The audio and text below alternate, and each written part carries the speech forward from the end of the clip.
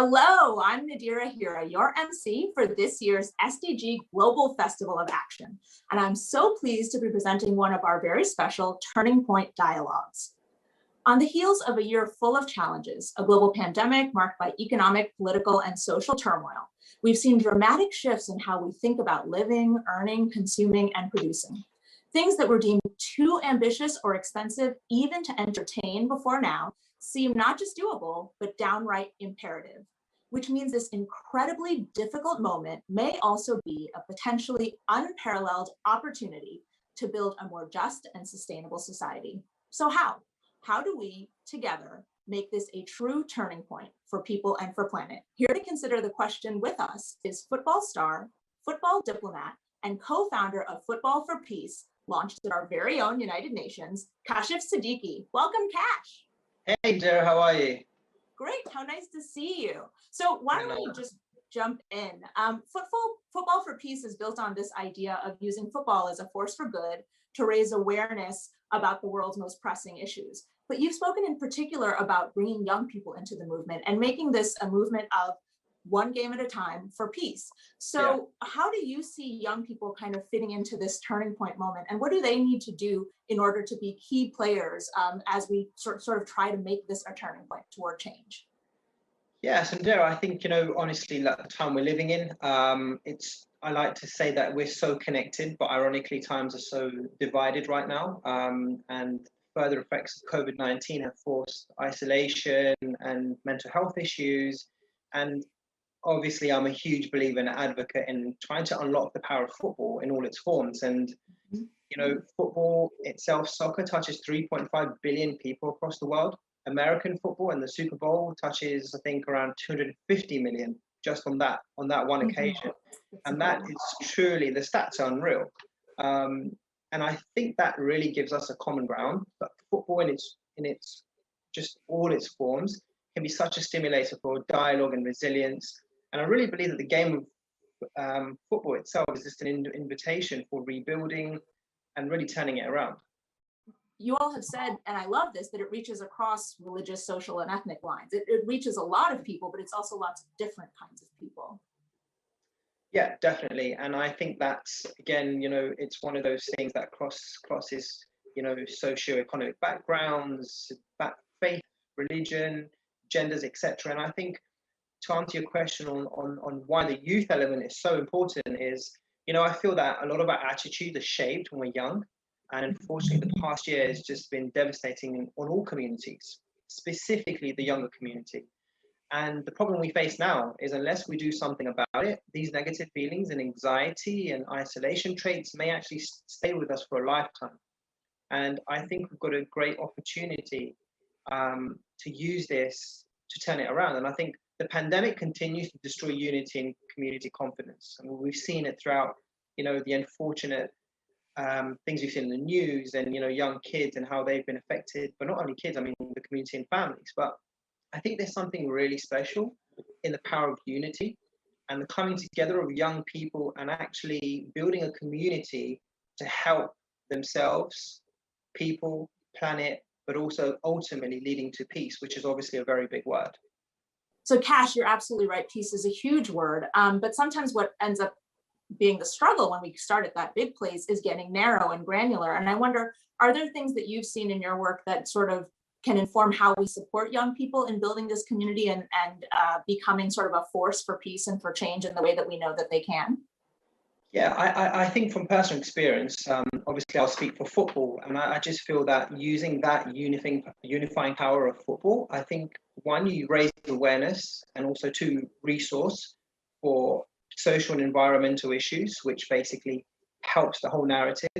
And I think it's a phased approach, because to get to peace, you have to build stable, sustainable, resilient people and communities. And I think, as you mentioned in the beginning of this conversation, that I think you build that house by house, town by town, village by village, but it's really a city by city. And it's that kind of community that you start building from ground up. Kash, what's your vision for how we might recover better to combat or even end inequality, division, conflict? And how can sport help create that change in your experience? I honestly feel that we're culturally conditioned to identify with our own race, religion, country, tribe, even a particular football team. And I think history has obviously shown us that we can't live our lives as people in such small boxes. And I feel if we look at this pandemic as a huge box, I think, as I mentioned earlier, finding those small wins and working together is really, I think, a way out of this to rebuild and turn things around. And I think if we look at it from a lens of football, I think we need engagement not only from the grassroots world. I feel we need engagement from the diplomatic community, the football community, because when we start bringing all of this together, I think it puts us in a very unique space. And I think working together is the way forward. And I think we just have an amazing opportunity to use the lens of football to really build and restart an integrated community and really look at building resilience and against, I guess, the situation which is seeking to divide us.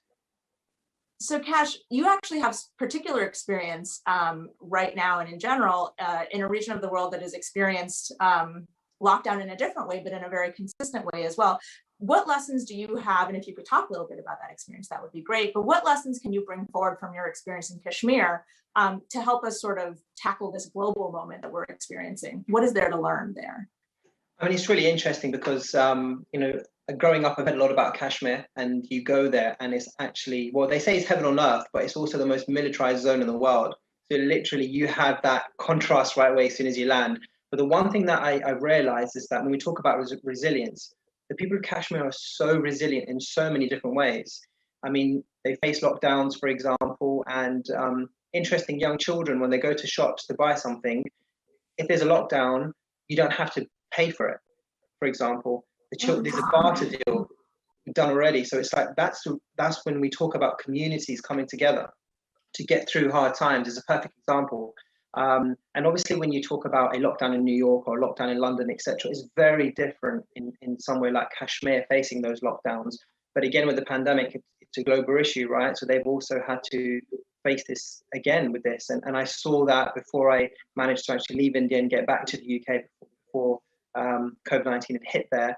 And it was really interesting because I saw a lot of the social media globally and what was going on and the news. And it was like the whole world was panicking apart from Kashmir.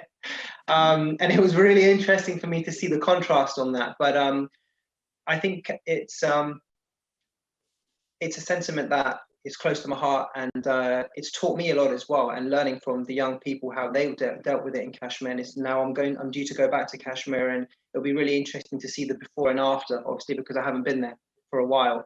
And maybe this is conversation to be continued with you. Absolutely, but it feels like the message there is hope, is that this is possible, is that communities can make these shifts and can make this a turning point, which is incredible.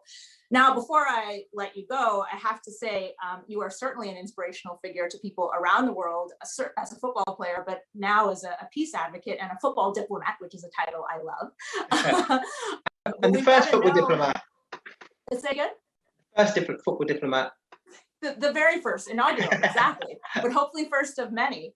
So it sounds like you have a message to your fellow pro athletes there on being involved. But what inspires you? Or is there a piece of music or a podcast or a piece of art, a person that moves you that our festival participants can check out to get some of that energy too? So those close to me, I'm a huge advocate, and I speak about it quite openly about the inspiration that my mother's had on me. My mother came from Uganda in Africa, and she faced a lot of issues with inequalities and coming over from Idi Amin's Africa, facing conflict as a refugee. But what she's done for me as a single mother has really inspired me to give me the platform to do what I'm trying to do today. So for me, it's hard to just give that one trick. But what I would say is that always try and look for role models that it could be one role model, it could be a friend, it could be it could be a family member. But I mean, parents for me are key, guardians, and for me that's been the driving force of where I am today. And I try and get her involved in everything what I do. It's really cool because even at UNGA last year when I was fortunate to speak, she was right there. So that I guess that's my inspiration.